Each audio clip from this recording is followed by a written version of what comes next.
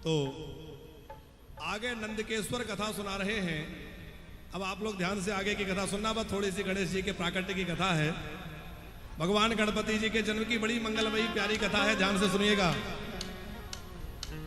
भगवान महादेव के तो अनेक गण हैं, नंदी, श्रृंगी, भृंगी आदि आदि, पर माता पार्वती का अपना कोई गण नहीं है। आप लोग विराजे रहे सब लोग शांति से, थोड़ी देर और कथा है अभी। तो एक दिन भगवती माता पार्वती ने नंदीकेश्वर को दरवाजे पर खड़ा किया और माता पार्वती अपनी सखियों के साथ जो है स्नान के लिए गई। भगवान महादेव पधारे, भोले बाबा आए। नंदीकेश्वर ने कहा अभी मां अंदर है। तो अब भोले बाबा आए तो नंदी जी क्या रोकेंगे? नंदी जी तो रोक नहीं पाए। भगवान शंकर चले गए। उस शिव जी को अचानक इस तरह से आया हुआ देखकर माता पार्वती जी को बड़ी लज्जा हुई और उन्हें लगा कि मेरी सखियां मुझसे बार बार कहती हैं। माता पार्वती की दो बड़ी विशेष सखियां हैं, एक का नाम है जया और एक का नाम है विजया। ये जया विजया बार बार कहती हैं माता जी हमारा भी कोई पार्षद होना चाहिए, आपका भी कोई निजी सेवक होना चाहिए। अभी तक तो पार्वती जी कहती थी क्या आवश्यकता है, पर आज सोचा कि मेरा सेवक होता तो किसी को अंदर नहीं आने देता। ये तो शंकर जी के सेवक थे नंदी जी, इसलिए उन्हें आने दिया। तो एक दिन भगवती पार्वती ने एक पुतला तैयार किया और उस पुतले में प्राण फूंक करके उसको जीवित कर दिया। तो अपनी शक्ति उसमें प्रतिष्ठित कर दी। कहा कि तुम महान पराक्रमी होगे, महाशक्तिशाली होगे। और उस बालक को कहा कि देखो मेरे द्वारपाल बनके तुम्हें रहना है।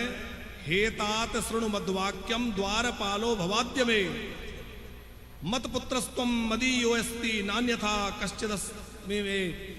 और कोई भी तुम्हारा मालिक नहीं, मैं ही तुम्हारी स्वामिनी हूं, तुम्हारी मां हूं। कोई भी बिना आज्ञा के अंदर प्रवेश न कर पाए। बोले जो आज्ञा माता जी, बिल्कुल कोई प्रवेश नहीं करेगा। एक छड़ी गणपति जी के हाथ में, उन बालक के हाथ में माता पार्वती ने दे दी। कोई अस्त्र शस्त्र नहीं था, केवल एक छड़ी पकड़ा दी। बोले इस छड़ी को लेकर खड़े रहना, कोई अंदर ना आने पाए। वो भोलेनाथ आए तो जैसे ही भगवान शंकर अंदर प्रवेश करने लगे तो उस गण ने रोक दिया, नहीं नहीं आप अंदर नहीं जा सकते। भोले बाबा ने कहा हमारे ही घर में जाने से हम ही को रोक रहे हो? जानते हो मैं कौन हूं? वो गण बोला कि मैं जानता हूं आप कौन है, पर लगता है आप नहीं जानते कि मैं कौन हूं। मैं अपनी माँ का लाल हूं। मेरी माँ ने मुझे यहां नियुक्त किया है और मेरा परम धर्म है अपनी माँ की आज्ञा का पालन करना। मेरी माता जी ने जो आज्ञा दी है वही मेरे लिए परम धर्म है। भोले बाबा ने बड़ा आग्रह किया पर फिर भी वो बालक नहीं माना, छड़ी दिखाने लगा। और जैसे ही छड़ी दिखाई तो भोले बाबा को थोड़ा रोष आ गया। पर भगवान शंकर ने सोचा कि इस बालक से क्या युद्ध करें या क्या इसको दंड दें। तो भोले बाबा लौट कर आ गए और अपने गणों से कहा कि जाने कौन नया बालक आया है जिसको पता नहीं है हम कौन है, जाओ उस बालक को हटाओ वहां से। अब पहले भगवान शंकर के गण गए तो गणों ने बहुत कहा, लेकिन उस बालक ने उस लाठी से ही छड़ी से सबको खदेड़ दिया। फिर तो नंदी जी गए और नंदी जी ने जाकर समझाया, अरे वत्स तुम्हारा कल्याण हो, ठीक है माता जी की जो भी आज्ञा है, पर इस समय देवादिदेव महादेव की आज्ञा है कि तुम यहां से हट जाओ। तुम बालक हो इसलिए भगवान शंकर तुम पर क्रोध नहीं कर रहे हैं, पर इस तरह तुम्हें शिव जी का रास्ता नहीं रोकना चाहिए। बालक ने कहा मैं किसी को नहीं जानता, मैं केवल अपनी माता जी को जानता हूं, मां की आज्ञा है, कोई नहीं जा सकता। नंदीकेश्वर ने कहा तो फिर मुझसे युद्ध करो। बोले करो। तो नंदीकेश्वर और बालक के बीच में युद्ध हुआ। शिव महापुराण में बड़ी विस्तृत कथा है, खूब युद्ध हुआ। बालक ने नंदी जी को भी परास्त कर दिया। उस समय वहां वीरभद्र आदि प्रकट हो गए, शिव जी के प्रधान सारे गण आ गए और सारे गणों से बड़ा भारी युद्ध हुआ। पर माता की शक्ति, भगवती पराम्बा का शक्ति से वह प्रकट हुआ है, इसलिए उस बालक ने सबको परास्त कर दिया। और बड़ा भारी युद्ध हो रहा था बाहर। तो माता पार्वती को पता लगा कि ये कैसी खटपट हो रही है, क्या बात है। बोले उस द्वारपाल के साथ में सारे शिवगण युद्ध कर रहे हैं। तब तो भगवती अम्बा ने अपने दो शक्तियों को प्रकट करके वहां भेज दिया। अब तो वह शक्ति भी आकर के युद्ध मैदान में डट गई और सारे शिवगणों को खदेड़ दिया। उस युद्ध में भगवान शंकर ने इंद्र को बुला लिया कुबेर को बुला लिया और बड़े बड़े देवता भी उस युद्ध में शामिल हो गए। पर गणेश जी की पराक्रम से सारे देवता पराजित हो गए, सब परास्त हो गए। और जब सब परास्त हो गए तो भगवान शंकर को लगा आखिर ऐसा कौन है। भोले बाबा को रोष आ गया, भगवान शंकर स्वयं गए। भगवान शंकर के साथ भी भाई युद्ध करने लगा, बालक शिव जी को भी परास्त करने लगा। तब भगवान शंकर को रोष आया और भोलेनाथ ने त्रिशूल लेकर के और ऐसा त्रिशूल छोड़ा कि उस बालक का सिर धड़ से अलग हो गया, सिरच्छेदन हो गया। और जैसे ही बालक का सिर कटा, माता पार्वती को पता चला। भगवती पार्वती ने जो है महाकाली का रूप धारण कर लिया। भगवती ने ऐसा क्रोध किया कि उनके शरीर से हजारों शक्तियां प्रकट हो गईं। शाकंभरी आदि अनेक अनेक शक्तियां भगवती जगदम्बा के शरीर से प्रकट हुई और लगता था कि प्रलय मचा देंगी, सारे ब्रह्मांड को नष्ट कर देंगी, पृथ्वी को पलट देंगी। अब सब देवता घबराए, मां अपना रौद्र रूप शांत कर लीजिए, आप शांत हो जाइए, मां क्रोध मत करिए। पर जगदम्बा तो क्रोध में भरी है, बोले जब तक मेरा बालक जीवित नहीं होगा मेरा क्रोध शांत नहीं होगा। हमें लगता है ये कथा शायद इसलिए ही प्रकट की कि उस बालक का प्रभाव क्या है ये प्रकट करना था, इसलिए शिव जी ने युद्ध किया। नहीं तो युद्ध की क्या आवश्यकता थी, भोले बाबा तो सब जानते हैं। पर उस बालक का पराक्रम, उसका प्रभाव प्रतिष्ठित हो। माता जगदम्बा ने कहा कि मेरे बालक को सारे देवताओं में प्रथम पूज्य बनाओगे जीवित करके, तो ही मेरा क्रोध शांत होगा। भोले बाबा ने अपने गणों से कहा कि जाओ उत्तर दिशा में जो भी प्राणी सबसे पहले दिखे उसी का मस्तक ले आना।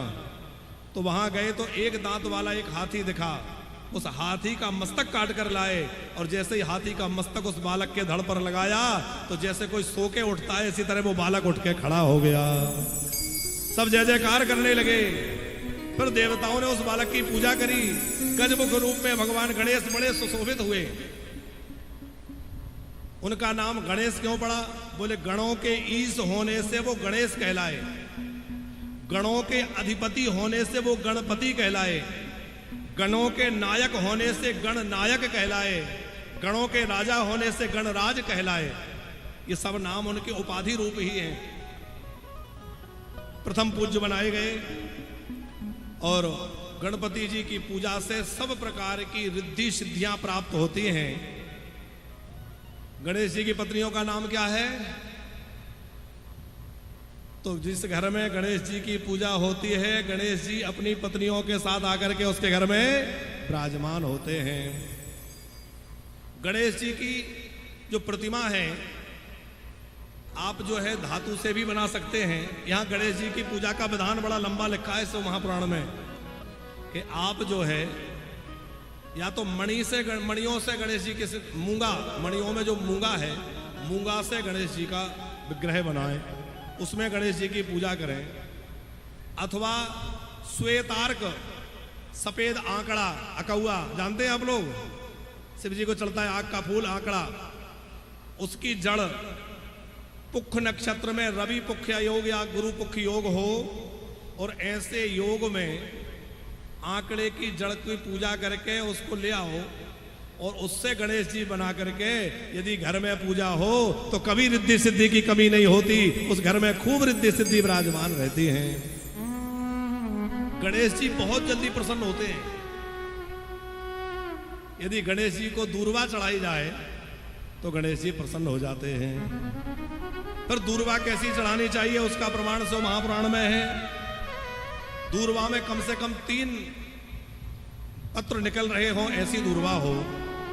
दूर्वा गणेश जी को जब भी चढ़ाओ तो दूर्वा का मुख हमारी ओर होना चाहिए। जैसे ये गणेश जी है तो सामने मुंह करके आत्ममुखी दूर्वा चढ़ानी चाहिए। हो सके तो 21 दूर्वा या इससे अधिक गणेश जी को चढ़ाएं। लड्डू का भोग लगाने से गणेश जी बड़े प्रसन्न होते हैं। मोदक भोग लगाने से गणपति मनोवांछित फल देने वाले होते हैं।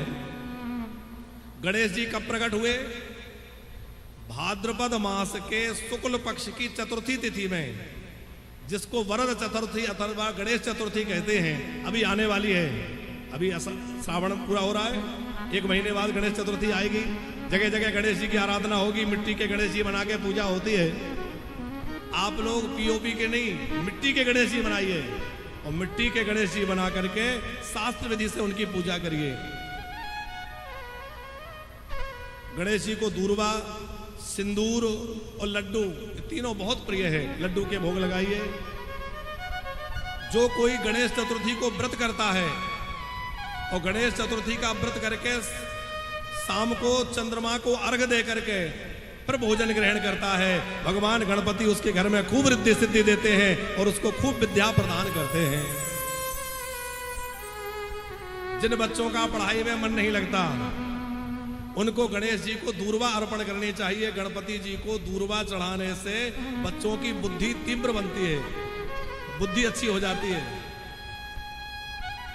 यदि छोटे बच्चे घर में हैं, उत्पात करते हैं, ऊधमी हैं, पढ़ने में मन नहीं लगता, तो माताओं को गणेश चतुर्थी का व्रत बच्चों के लिए करना चाहिए। माता व्रत करे, कब से करे? भाद्रपद मास के शुक्ल पक्ष की चतुर्थी से व्रत प्रारंभ करे और साल भर का नियम कम से कम ले। दोनों पक्ष की जो 2 चतुर्थी महीने में होती हैं, दोनों चतुर्थी को गणेश जी का व्रत करें, भगवान गणेश जी की पूजा करें, गणेश जी को दूर्वा चढ़ाएं, गणेश जी को लड्डू चढ़ाएं, तो गणपति जी खूब कृपा करते हैं और गणेश जी की कृपा से बालकों की बुद्धि तीव्र होती है। गणेश जी रिद्धि सिद्धि और बुद्धि के दाता हैं। तो गणपति जी के प्राकट्य के साथ में बड़ा महान उत्सव वहां प्रकट हो गया। हम लोग भी गणेश जी की झांकी का दर्शन और गणेश जी के साथ में उनकी शक्तियां, रिद्धि सिद्धि का भी दर्शन करेंगे, क्योंकि गणपति जी के साथ तो उनकी शक्तियां सदा विराजती हैं। प्रथम पूज्य तो गणेश जी बने और उसके बाद में ये रखा गया कि भाई पहले विवाह किसका किया जाए, तो गणेश जी पहले परिक्रमा माता पिता की कर लिए, तो माता पिता की परिक्रमा के बाद उनका विवाह रिद्धि सिद्धि से हुआ, जिसकी कथा हम लोग कल विस्तार से सुनेंगे। अभी हम लोग झांकी का दर्शन करेंगे और उसके बाद उत्सव मनाएंगे। आप लोगों को सब सूचनाएं नित्य प्रति दी जाती हैं कि यहाँ आप जो है गौशाला, आज हम लोग दर्शन करने गए, पंचायती गौशाला में दर्शन किया, लगभग 400-500 गैयों की सेवा हो रही है। तो आप लोग गौ सेवा से अवश्य जुड़े रहें और हर घर से कम 1 रोटी प्रतिदिन गाय को निकलनी चाहिए।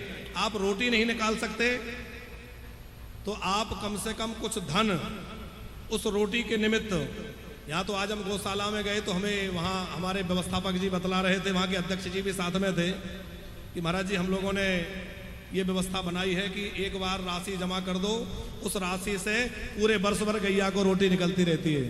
तो इस तरह से भी आप गौ रोटी से जुड़ सकते हैं।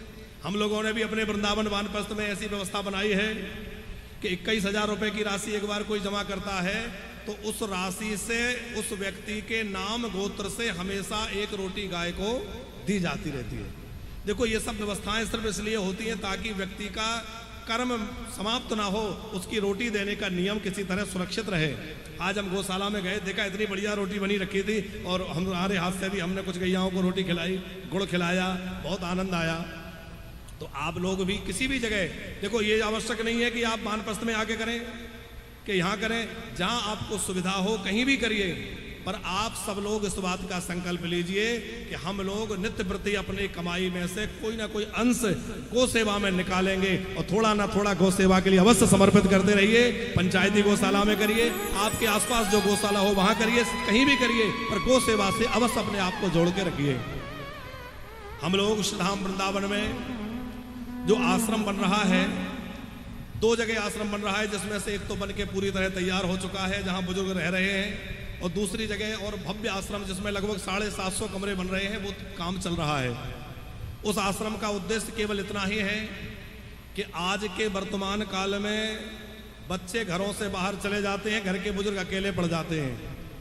उन बुजुर्गों के लिए लगता है बुढ़ापा कैसे बीतेगा, किसके सहारे रहेंगे, कौन रोटी देगा, कौन दवाई कराएगा, तो वो बुढ़ापे में निश्चिंत हो जाएं। और हम लोग जो बना रहे हैं वो वृद्धाश्रम नहीं है, वो वानप्रस्थ है। जैसे हमारे सनातन में 4 आश्रम की चर्चा है, पहले ब्रह्मचर्य, फिर गृहस्थ, फिर वानप्रस्थ, फिर संन्यास। तो ऋषियों की उसी परंपरा को आगे बढ़ाते हुए श्रीधाम वृंदावन जैसे पावन वन में एक दिव्य भव्य भक्तिमय वातावरण में एक आश्रम जहां आपको प्रतिदिन योग, यज्ञ, ध्यान, सत्संग आदि मिले और बीमार हो जाए तो दवाई मिले, भोजन की व्यवस्था रहे, आपके भजन की व्यवस्था रहे, ऐसा एक सुंदर आश्रम जहां आप निश्चिंत होकर आजीवन रह सकते हैं, अपने जीवन के अंतिम क्षण तक वहां रहें। मान लो शरीर पूरा हो जाए तो वहीं आपकी सारी क्रिया भी, कोई आए तो ठीक, ना आए तो भी कोई बात नहीं। हम लोगों ने तो ऐसा संकल्प किया है मोदी जी कि जो वहां रहते हैं उनकी अस्थियों को गंगा जी में प्रवाहित करने तक की जिम्मेवारी वानप्रस्थ लेता है। जो वहां लोग रह रहे हैं, जीते जी उनकी सेवा हो, मरने के बाद उनका श्राद्ध, तर्पण, पिंडदान और उनकी अस्थियों को गंगा यमुना में भी प्रवाहित किया जाए। अभी हमारे यहाँ रहने वाली एक मैया बीमार रही, खूब इलाज हुआ और बाद में उनका शरीर पूरा हो गया तो उनका हम लोगों ने विधिवत संस्कार करवाया, फिर उनका दशगात्र, फिर उनका पिंडदान, फिर उनके नाम से ब्राह्मण भोज, वो सब कार्य संपन्न हुआ। इसी तरह जो लोग भी वहाँ रहते हैं उनके जीते जी तो उनकी पूरी सेवा व्यवस्था होती है। मान लो उनका शरीर पूरा हो जाए, उम्र पूरी हो जाए तो उनके लिए वो भी चिंता ना रहे, तो बच्चे भी निश्चिंत हो जाए कि चलो हमारे माँ बाप एक अच्छी जगह जाके रह रहे हैं, वहाँ सुंदर वातावरण में उनको भोजन, दवाई, रहने की व्यवस्था। और सबसे अच्छी बात यह है कि केवल वहाँ पड़े नहीं रहना है, प्रतिदिन कथा मिलने को, सुनने को मिलती है, प्रतिदिन सत्संग होता है, संकीर्तन होता है, योग, यज्ञ आदि आदि के द्वारा वहाँ बुजुर्गों को बढ़िया वातावरण मिलता है। समय समय पे उत्सव और महोत्सव होते रहते हैं, जिन उत्सवों के माध्यम से उन बुजुर्गों को उत्साह बना रहता है। समय समय पे तीर्थ यात्राएं कराई जाती हैं, कभी अयोध्या जी, कभी तीर्थराज प्रयाग, कभी जगन्नाथपुरी, कभी रामेश्वरम। तो जो बुजुर्ग रहते हैं उनको समय समय पे यात्राएं भी कराई जाती हैं ताकि वो खूब भ्रमण के आनंद लें, यात्रा का आनंद लें। जैसा कि हमने अभी आपको बीच में भी बतलाया था कि हमारे यहाँ ब्रज 84 कोस की यात्रा प्रतिवर्ष होती है। 21 नवंबर से इस बार यात्रा होनी है। पूरे 84 कोस में वाहनों के द्वारा यात्रा होती है।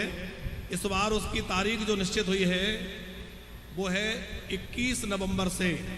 तो आप लोग भी उस यात्रा में चलना चाहे तो वाहनों के द्वारा यात्रा होती है। भोजन की, रहने की सारी व्यवस्था आपको वहाँ उपलब्ध रहती है, तो आप कर सकते हैं।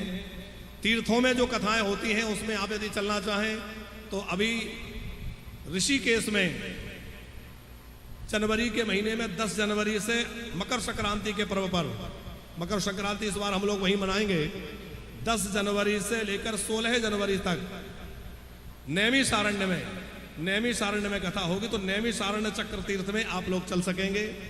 जो भी लोग नैमिषारण्य में कथा सुनना चाहें, जहाँ 88,000 ऋषियों ने बैठ करके कथा सुनी और सूत जी ने सुनाई, उस पवित्र स्थान में कथा हम लोग भी सुनेंगे।